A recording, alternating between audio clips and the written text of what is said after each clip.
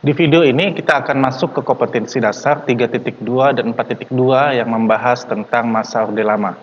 Masa Orde Lama adalah sistem pemerintahan yang dipimpin oleh Insinyur Soekarno. Masa Orde Lama ini sendiri terdiri dari masa demokrasi liberal dan masa demokrasi terpimpin.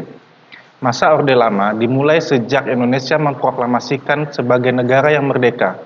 Dan video kali ini itu akan membahas tentang masa demokrasi liberal. Pada 1949 hingga 1959, Indonesia menjalani masa demokrasi liberal. Konsep liberalisme yang berkembang pada saat itu diadopsi demi dijalankannya demokrasi yang bebas di Indonesia. Sayangnya, model demokrasi itu tak berhasil karena sangat beragamnya pandangan dan aspirasi masyarakat Indonesia pada saat itu. Demokrasi liberal adalah demokrasi yang memberi kebebasan seluas-luasnya kepada warganya.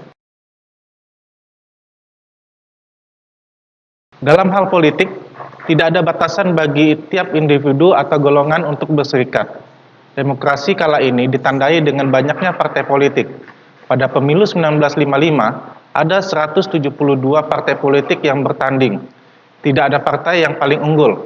Namun, 4 partai dengan perolehan suara terbesar pada saat itu adalah yang pertama, Partai Nasional Indonesia atau PNI sebesar 22,3%. Yang kedua, Partai Masyumi itu 20,9%. Nahdlatul Ulama atau NU itu memperoleh suara sebesar 18,4%. Dan yang terakhir adalah Partai Komunis Indonesia atau PKI yang memperoleh suara sebesar 15,4%. Demokrasi liberal kerap disebut sebagai demokrasi parlementer.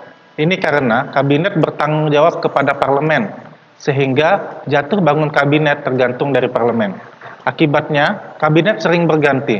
Usia kabinet yang pendek menyebabkan program tidak bisa berjalan optimal. Kekacauan politik terjadi karena parlemen memiliki kekuasaan yang sangat besar. Padahal, parlemen sendiri terdiri dari berbagai golongan dengan ideologi dan aspirasi yang berbeda. Kondisi politik, ekonomi, sosial, dan keamanan pun menjadi tidak stabil. Pemberontakan terjadi di mana-mana di berbagai daerah. Keadaan ekonomi pun ikut memburuk. Pada akhirnya, demokrasi liberal berakhir pada tahun 1959 ketika Presiden Soekarno membubarkan Dewan Konstituante lewat dekret Presiden 5 Juli 1959. Dewan Konstituante dibubarkan karena tarik ulur antar golongan dalam menetapkan dasar negara yang tidak dapat juga diselesaikan. Jadi, seperti itulah kehidupan pada masa demokrasi liberal. Dan untuk pembahasan selanjutnya adalah sistem politik pada masa demokrasi liberal. Sampai jumpa.